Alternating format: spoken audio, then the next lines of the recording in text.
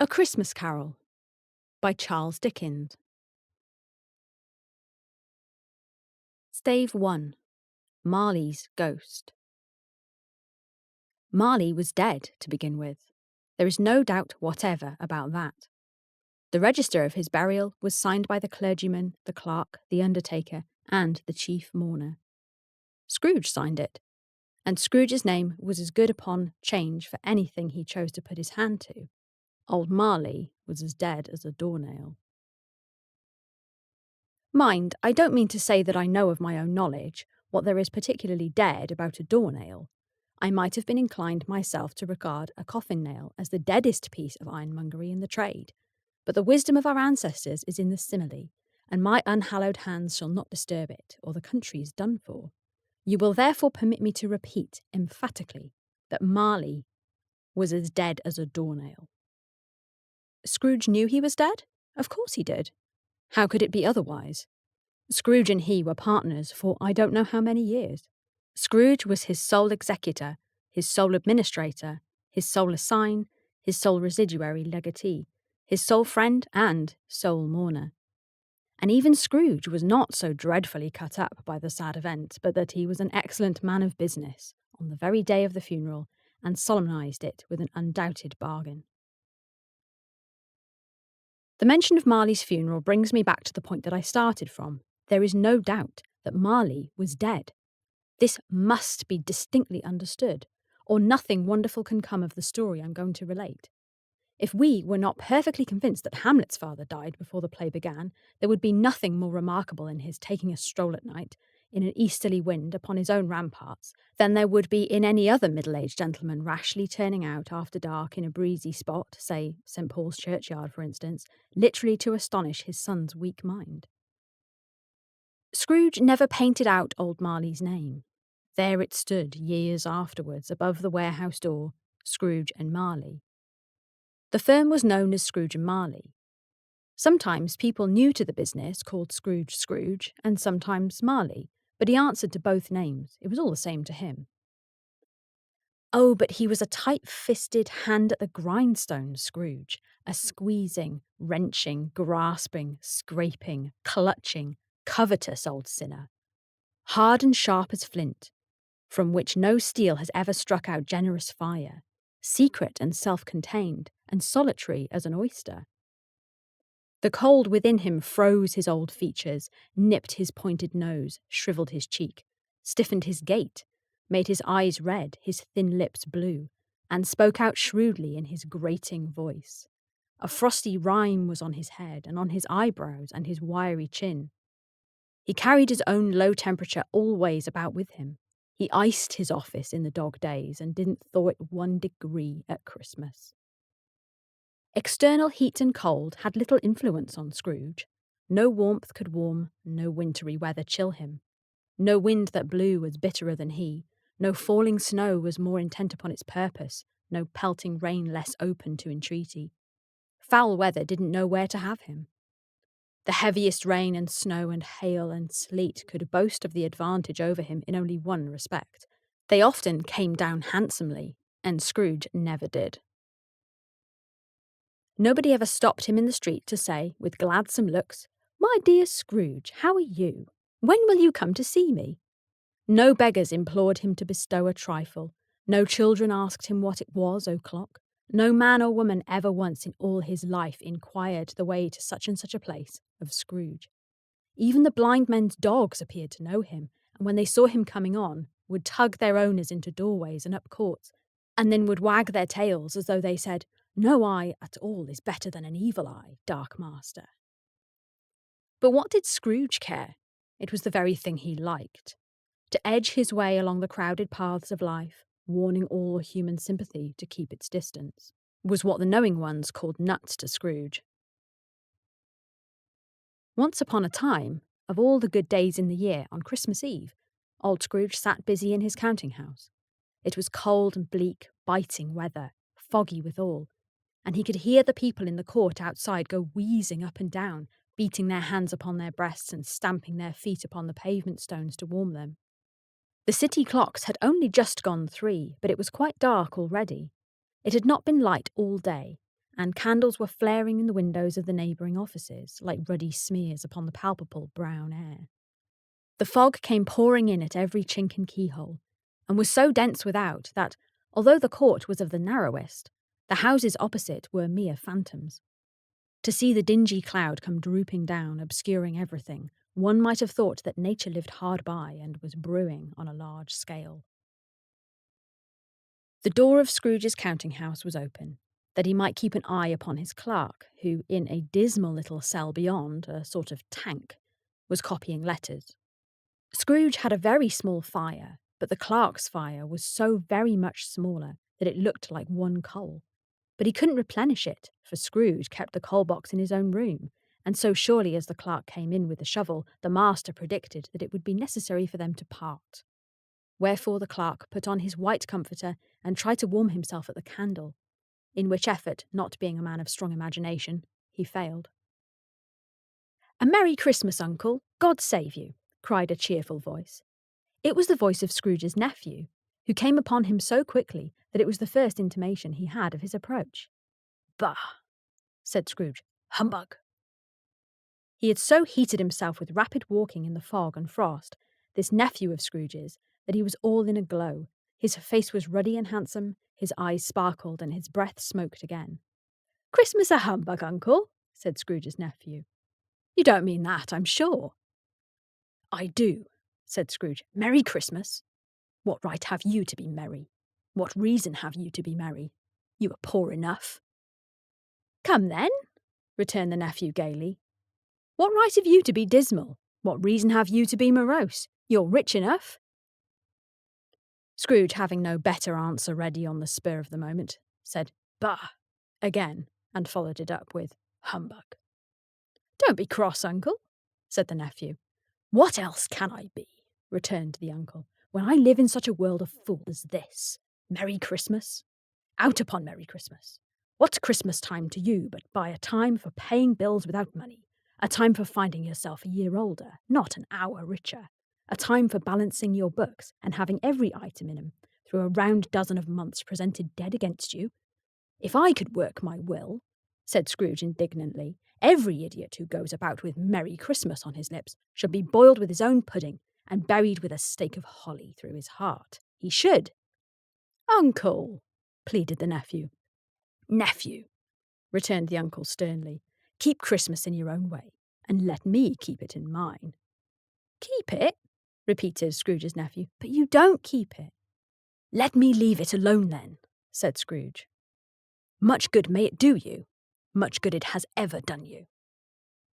"There are many things from which I might have derived good, by which I have not profited, I dare say," returned the nephew. "Christmas among the rest.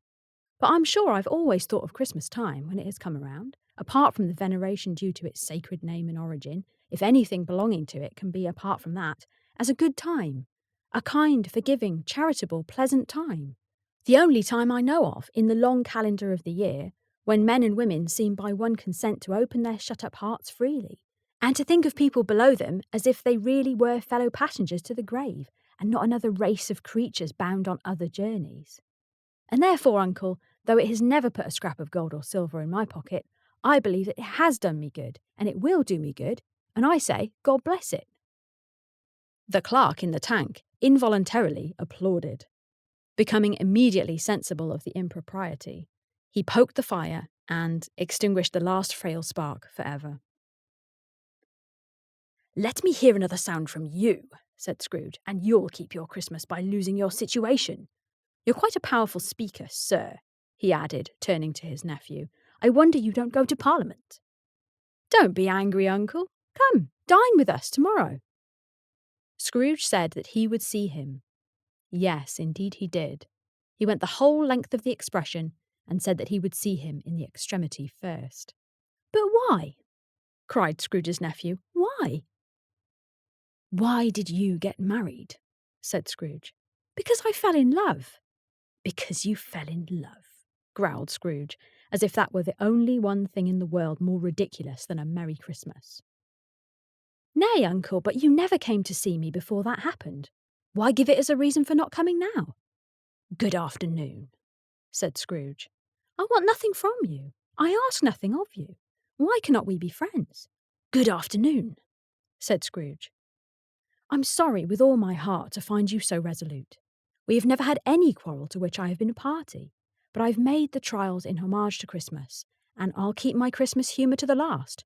So a Merry Christmas, Uncle. Good afternoon, said Scrooge, and a Happy New Year. Good afternoon, said Scrooge. His nephew left the room without an angry word notwithstanding. He stopped at the outer door to bestow the greeting of the season on the clerk, who, cold as he was warmer than Scrooge, for he returned them cordially. There's another fellow, muttered Scrooge, who overheard him. My clerk, with 15 shillings a week and a wife and family, talking about a Merry Christmas. I'll retire to Bedlam. This lunatic, in letting Scrooge's nephew out, had let 2 other people in. They were portly gentlemen, pleasant to behold, and now stood with their hats off in Scrooge's office. They had books and papers in their hands, and bowed to him. Scrooge and Marley's, I believe, said one of the gentlemen, referring to his list. Have I the pleasure of addressing Mr. Scrooge or Mr. Marley?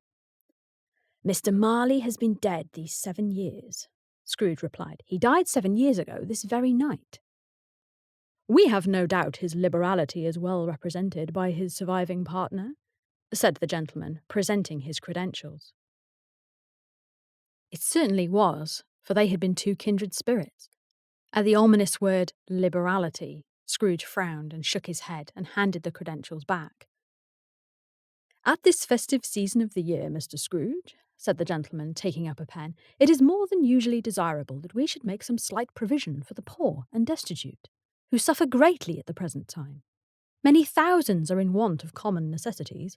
Hundreds of thousands are in want of common comforts, sir. Are there no prisons? Asked Scrooge. Plenty of prisons, said the gentleman, laying down the pen again. And the union workhouses? Demanded Scrooge. Are they still in operation? They are still, returned the gentleman. I wish I could say that they were not. The treadmill and the poor law are in full vigour, then, said Scrooge. Both very busy, sir. Oh, I was afraid from what you'd said at first that something had occurred to stop them in their useful course, said Scrooge. I'm very glad to hear it. Under the impression that they scarcely furnish Christian cheer of mind or body to the multitude, returned the gentleman, a few of us are endeavouring to raise a fund to buy the poor some meat and drink and means of warmth. We choose this time because it is a time of all others where want is keenly felt and abundance rejoices. What shall I put you down for? Nothing, Scrooge replied. You wish to remain anonymous? I wish to be left alone, said Scrooge. Since you ask me what I wish, gentlemen, that is my answer. I don't make merry myself at Christmas, and I can't afford to make idle people merry. I help to support the establishments I have mentioned. They cost enough, and those who are badly off must go there. Many can't go there, and many would rather die. If they would rather die, said Scrooge, they had better do it and decrease the surplus population. Besides, excuse me, I don't know that. But you might know it, observed the gentleman. It's not my business, Scrooge returned. It's enough for a man to understand his own business and not to interfere with other people's. Mine occupies me constantly. Good afternoon, gentlemen. Seeing clearly that it would be useless to pursue their point, the gentleman withdrew. Scrooge resumed his labours with an improved opinion of himself, and in a more facetious temper than was usual with him. Meanwhile, the fog and darkness thickened so that people ran about with flaring links, proffering their services to go before horses in carriages and conduct them on their way. The ancient tower of a church, whose gruff old bell was always peeping slyly down at Scrooge out of a Gothic window in the wall, became invisible, and struck the hours and quarters in the clouds with tremulous vibrations afterwards, as if its teeth were chattering in its frozen head up there. The cold became intense. In the main street, at the corner of the court, some labourers were repairing the gas pipes, and had lighted a great fire in a brazier, round which a party of ragged men and boys were gathered, warming their hands and winking their eyes before the blaze in rapture. The water plug being left in solitude, its overflowing suddenly congealed and turned to misanthropic ice. The brightness of the shops, where holly sprigs and berries crackled in the lamp heat of the windows, made pale faces ruddy as they passed. Poulterers' and grocers' trades became a splendid joke, a glorious pageant, with which it was next to impossible to believe that such dull principles as bargain and sale had anything to do. The Lord Mayor, in the stronghold of the mighty mansion house, gave orders to his 50 cooks and butlers to keep Christmas as a Lord Mayor's household should, and even the little tailor, whom he had fined 5 shillings on the previous Monday for being drunk and bloodthirsty in the streets, stirred up tomorrow's pudding in his garret while his lean wife and the baby sallied out to buy the beef. Foggier yet, and colder. Piercing, searching, biting cold. If the good St. Dunstan had but nipped the evil spirit's nose with a touch of such weather as that, instead of using his familiar weapons, then indeed he would have roared to lusty purpose. The owner of one scant young nose, gnawed and mumbled by the hungry cold as bones are gnawed by dogs, stooped down at Scrooge's keyhole to regale him with a Christmas carol. But at the first sound of "God bless you, merry gentleman, may nothing you dismay," Scrooge seized the ruler with such energy of action that the singer fled in terror, leaving the keyhole to the fog, an even more congenial frost. At length the hour of shutting up the counting-house arrived. With an ill will, Scrooge dismounted from his stool and tactically admitted the fact that the expectant clerk in the tank, who instantly snuffed his candle out and put on his hat. "You'll want all day tomorrow, I suppose," said Scrooge. "If quite convenient, sir." "It is not convenient," said Scrooge, "and it is not fair.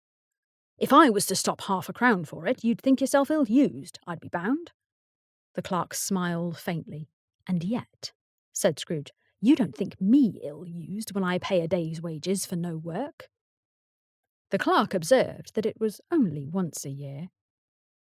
"A poor excuse for picking a man's pocket every 25th of December," said Scrooge, buttoning his greatcoat to the chin. "But I suppose you must have the whole day. Be here all the earlier the next morning." The clerk promised that he would, and Scrooge walked out with a growl. The office was closed in a twinkling, and the clerk, with the long ends of his white comforter dangling below his waist, for he boasted no greatcoat, went down a slide on Cornhill at the end of the Lane of Boys, 20 times in honour of it being Christmas Eve, and then ran home to Camden Town as hard as he could pelt to play at Blind Man's Buff. Scrooge took his melancholy dinner in his usual melancholy tavern, and having read all the newspapers and beguiled the rest of the evening with his banker's book, went home to bed. He lived in chambers which had once belonged to his deceased partner. They were a gloomy suite of rooms, in a lowering pile of building up a yard, where it had so little business to be, that one could scarcely help fancying it must have run there when it was a young house, playing at hide-and-seek with other houses, and have forgotten the way out again. It was old enough now and dreary enough, for nobody lived in it but Scrooge, the other rooms being all let out as offices. The yard was so dark that even Scrooge, who knew its every stone, was fain to grope with his hands. The fog and frost so hung about the black old gateway of the house that it seemed as if the genius of the weather sat in mournful meditation on the threshold. Now it is a fact that there was nothing at all particular about the knocker on the door except that it was very large. It is also a fact that Scrooge had seen it night and morning during his whole residence in the place. Also that Scrooge had as little of what is called fancy about him as any man of the City of London, even including, which is a bold word, the corporation, alderman, and livery. Let it also be borne in mind that Scrooge had not bestowed one thought on Marley since his last mention of his 7 years dead partner that afternoon. And then, let any man explain to me, if he can, how it happened that Scrooge, having his key in the lock of the door, saw in the knocker, without its undergoing any intermediate process of change, not a knocker, but Marley's face. Marley's face! It was not in impenetrable shadow, as the other objects in the yard were, but it has a dismal light about it, like a bad lobster in a dark cellar. It was not angry or ferocious, but looked at Scrooge as Marley used to look, with ghostly spectacles turned up on its ghostly forehead. The hair was curiously stirred, as if by breath or hot air, and though the eyes were wide open, they were perfectly motionless. That and its livid colour, made it horrible. But its horror seemed to be in spite of the face and beyond its control, rather than a part of its own expression. As Scrooge looked fixedly at this phenomenon, it was a knocker again.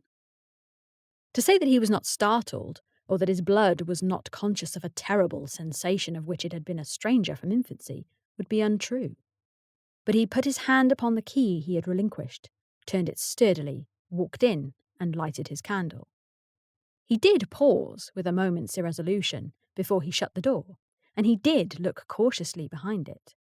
First, as if he half expected to be terrified with the sight of Marley's pigtail sticking out into the hall. But there was nothing on the back of the door, except the screws and nuts that held the knocker on, and so he said, "Pooh, pooh," and closed it with a bang. The sound resounded through the house like thunder. Every room above and every cask in the wine merchant's cellars below appeared to have separate peal of echoes of its own. Scrooge was not a man to be frightened by echoes. He fastened the door and walked across the hall and up the stairs, slowly too, trimming his candle as he went. You may talk vaguely about driving a coach and six up a good old flight of stairs or through a bad young Act of Parliament, but I mean to say that you might have got a hearse up that staircase and taken it broadwise, with the splinter bar towards the wall and the door towards the balustrades, and done it easy. There was plenty of width for that and room to spare, which is perhaps the reason why Scrooge thought he saw a locomotive hearse going on before him in the gloom. Half a dozen gas lamps out of the street wouldn't have lighted the entry too well, so you may suppose that it was pretty dark with Scrooge's dip. Up Scrooge went, not caring a button for that. Darkness is cheap, and Scrooge liked it. But before he shut his heavy door, he walked through his rooms to see that all was right. He had just enough recollection of the face to desire to do that. Sitting room, bedroom, lumber room, all as they should be. Nobody under the table, nobody under the sofa. A small fire in the grate, spoon and basin ready, and a little saucepan of gruel — Scrooge had a cold in his head — upon the hob. Nobody under his bed, nobody in the closet, nobody in his dressing gown, which was hanging up in a suspicious attitude against the wall. Lumber room as usual. Old fire guard, old shoes, 2 fish baskets, washing stand on 3 legs, and a poker. Quite satisfied, he closed his door and locked himself in, double locked himself in, which was not his custom. Thus secured against surprise, he took off his cravat, put on his dressing gown and slippers and his nightcap, and sat down before the fire to take his gruel. It was a very low fire indeed, nothing on such a bitter night. He was obliged to sit close to it and brood over it before he could extract the least sensation of warmth from such a handful of fuel. The fireplace was an old one, built by some Dutch merchant long ago, and paved all around with quaint Dutch tiles designed to illustrate the scriptures. There were Cains and Abels, Pharaoh's daughters, queens of Sheba, angelic messengers descended through the air on clouds like feather beds, Abrahams, Belshazzars, apostles put off sea in butter boats, hundreds of figures to attract his thoughts, and yet the face of Marley, 7 years dead, came like the ancient prophet's rod and swallowed up the whole. If each smooth tile had been blank at first, with power to shape some picture on its surface from the disjointed fragments of his thoughts, there would have been a copy of old Marley's head on every one. "Humbug," said Scrooge, and walked across the room. After several turns, he sat down again. As he threw his head back in the chair, his glance happened to rest upon a bell, a disused bell, that hung in the room, and communicated, for some purpose now forgotten, with a chamber in the highest story of the building. It was with great astonishment, and with a strange, inexplicable dread, that as he looked, he saw this bell begin to swing. It swung so softly in the outset that it scarcely made a sound, but soon it rang out loudly, and so did every bell in the house. This might have lasted half a minute, or a minute, but it seemed an hour.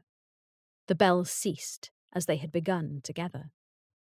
They were succeeded by a clanking noise deep down below, as if some person were dragging a heavy chain over the casks in the wine merchant's cellar. Scrooge then remembered to have heard that ghosts in haunted houses were described as dragging chains. The cellar door flew open with a booming sound, and then he heard the noise much louder on the floors below, and then coming up the stairs, and then coming straight towards his door. "It's humbug still," said Scrooge. "I won't believe it."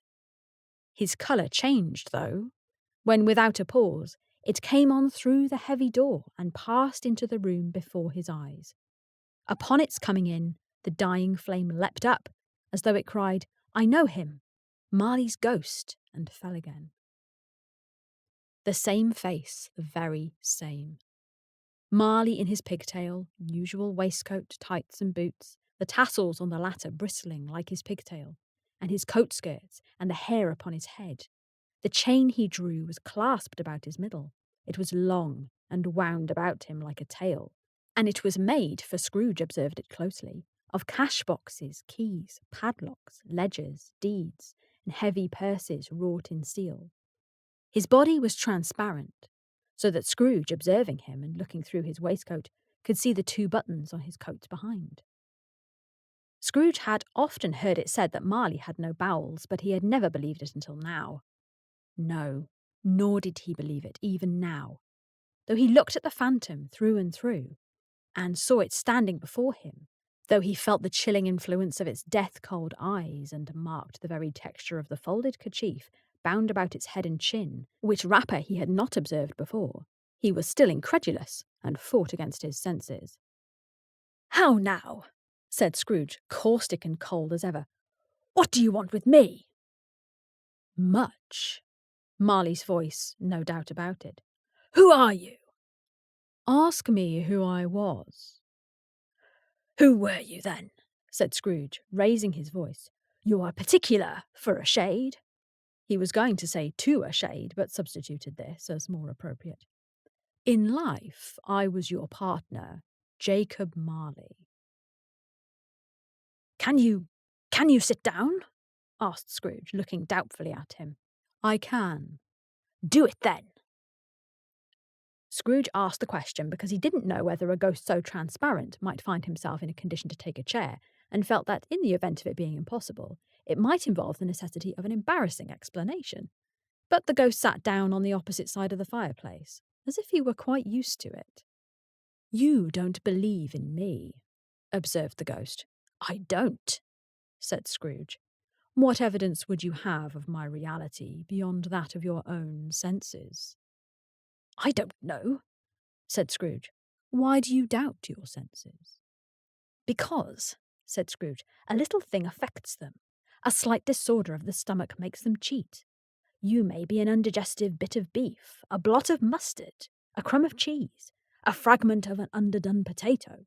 There's more of gravy than of grave about you, whatever you are." Scrooge was not much in the habit of cracking jokes, nor did he feel in his heart by any means waggish then. The truth is, he tried to be smart, as a means of distracting his own attention and keeping down his terror, for the spectre's voice disturbed the very marrow in his bones. To sit staring at those fixed, glazed eyes in silence for a moment would play, Scrooge felt, the very deuce with him. There was something very awful, too, in the spectre's being provided with an infernal atmosphere of his own. Scrooge could not feel it himself, but this was clearly the case, for though the ghost sat perfectly motionless, its hair and skirts and tassels were still agitated, as if by the hot vapour from an oven. "You see this toothpick?" said Scrooge, returning quickly to the charge, for the reason just assigned, and wishing, though it were only for a second, to divert the vision's stony gaze from himself. "I do," replied the ghost. "You're not looking at it," said Scrooge. "But I see it," said the ghost, "notwithstanding." "Well," returned Scrooge, "I have but to swallow this, and be for the rest of my days persecuted by a legion of goblins, all of my own creation. Humbug, I tell you! Humbug!" At this, the spirit raised a frightful cry and shook its chain with such a dismal and appalling noise that Scrooge held on tight to his chair to save himself from falling in a swoon. But how much greater was his horror when the phantom, Taking off the bandage round its head as if it were too warm to wear indoors, its lower jaw dropped down upon its breast. Scrooge fell upon his knees and clasped his hands before his face. "Mercy!" he said. "Dreadful apparition! Why do you trouble me?" "Man of the worldly mind," replied the ghost, "do you believe in me or not?" "I do," said Scrooge. "I must. But why do spirits walk the earth? And why do they come to me?" "It is required of every man," the ghost returned, "that the spirit within him should walk abroad among his fellow men, and travel far and wide. And if that spirit goes not forth in life, it is condemned to do so after death. It is doomed to wander through the world, oh, woe is me, and witness what it cannot share, but might have shared on earth, and turned to happiness." Again the spectre raised a cry and shook its chain and wrung its shadowy hands. "You are fettered," said Scrooge, trembling. "Tell me, why?"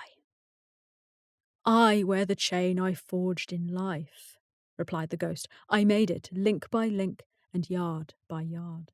I girded it on of my own free will, and of my own free will I wore it. Is its pattern strange to you?" Scrooge trembled and trembled more. "Or would you know," pursued the ghost, "the weight and length of the strong coil you bear yourself? It was full and heavy and long as this 7 Christmas Eves ago. You have laboured on it since. It is a ponderous chain." Scrooge glanced about him on the floor, in the expectation of finding himself surrounded by some 50 or 60 fathoms of iron cable, but he could see nothing. "Jacob," he said imploringly, "old Jacob Marley, tell me more. Speak comfort to me, Jacob." "I have none to give," the ghost replied. "It comes from other regions, Ebenezer Scrooge, and is conveyed by other ministers to other kinds of men. Nor can I tell you what I would. A very little more is all permitted to me. I cannot rest, I cannot stay, I cannot linger anywhere. My spirit never walked beyond our counting house, mark me. In life my spirit never roved beyond the narrow limits of our money-changing hole, and weary journeys lie before me." It was a habit with Scrooge whenever he became thoughtful to put his hands in his breeches pockets. Pondering on what the ghost had said, he did so now, but without lifting up his eyes or getting off his knees. "You must have been very slow about it, Jacob," Scrooge observed in a business-like manner, though with humility and deference. "Slow?" the ghost repeated. 7 years dead," mused Scrooge, "and travelling all the time?" "The whole time," said the ghost. "No rest, no peace, incessant torture of remorse." "You travel fast?" said Scrooge. "On the wings of the wind," replied the ghost. "You might have got over a great quantity of ground in 7 years," said Scrooge. The ghost, on hearing this, set up another cry and clanked its chain so hideously in the dead silence of the night that the ward would have been justified in indicting it for a nuisance. "Oh, captive, bound, and double ironed," cried the phantom, "not to know that ages of incessant labour by immortal creatures for this earth must pass into eternity before the good of which it is susceptible is all developed. Not to know that any Christian spirit working kindly in its little sphere, whatever it may be, will find its mortal life too short for its vast means of usefulness. Not to know that no space of regret can make amends for one's life's opportunities misused. Yet such was I. Oh, such was I. But you were always a good man of business, Jacob," faltered Scrooge, who now began to apply this to himself. "Business!" cried the ghost, wringing its hand again. "Mankind was my business. The common welfare was my business. Charity, mercy, forbearance, and benevolence were all my business. The dealings of my trade were but a drop of water in the comprehensive ocean of my business." It held up its chain at arm's length, as if that were the cause of all its unavailing grief, and flung it heavily upon the ground again. "At this time of the rolling year," the spirit said, "I suffer most. Why did I walk through crowds of fellow beings with my eyes turned down and never raise them to that blessed star which led the wise men to a poor abode? Were there no poor homes to which its light would have conducted me? Scrooge was very much dismayed to hear the spectre going on at this rate, and began to quake exceedingly. "Hear me," cried the ghost. "My time is nearly gone." "I will," said Scrooge, "but don't be hard upon me. Don't be flowery, Jacob. Pray." "How is it that I appear before you in a shape that you can see, I may not tell. I have sat invisible beside you many and many a day." It was not an agreeable idea. Scrooge shivered and wiped the perspiration from his brow. "There is no light part of my penance," pursued the ghost. "I am here tonight to warn you that you have yet a chance and a hope of escaping my fate, a chance and hope of my procuring Ebenezer." "You were always a good friend to me," said Scrooge. "Thank ye." "You will be haunted," resumed the ghost, "by 3 spirits." Scrooge's countenance fell almost as low as the ghost's had done. "Is that the chance and hope you mentioned, Jacob?" he demanded in a faltering voice. "It is." "I think I'd rather not," said Scrooge. "Without their visits," said the ghost, "you cannot hope to shun the path I tread. Expect the first tomorrow, when the bell tolls 1.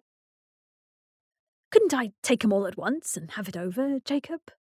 hinted Scrooge. "Expect the second on the next night at the same hour. The third upon the next night when the last stroke of 12 has ceased to vibrate. Look to see me no more, and look that, for your own sake, you remember what has passed between us." When it had said these words, the spectre took its wrapper from the table and bound it round its head as before. Scrooge knew this by the smart sound its teeth made when the jaws were brought together by the bandage. He ventured to raise his eyes again, and found his supernatural visitor confronting him in an erect attitude with its chain wound over and about its arm.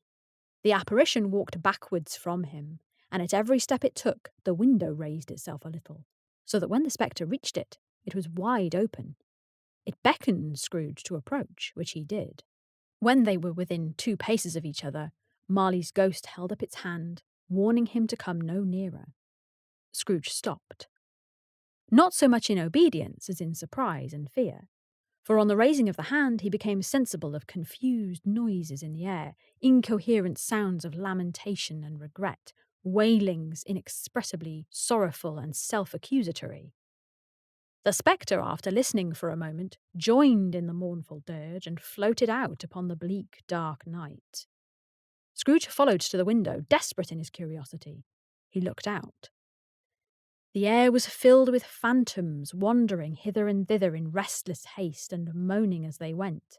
Every one of them wore chains like Marley's ghost. Some few, they might be guilty governments, were linked together. None were free. Many had been personally known to Scrooge in their lives.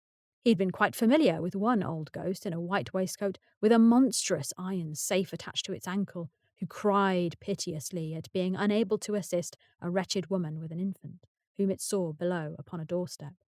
The misery with them all was clearly that they sought to interfere for good in human matters and had lost the power forever. Whether these creatures faded into mist or mist enshrouded them, he could not tell. But they and their spirit voices faded together, and the night became as it had been when he walked home.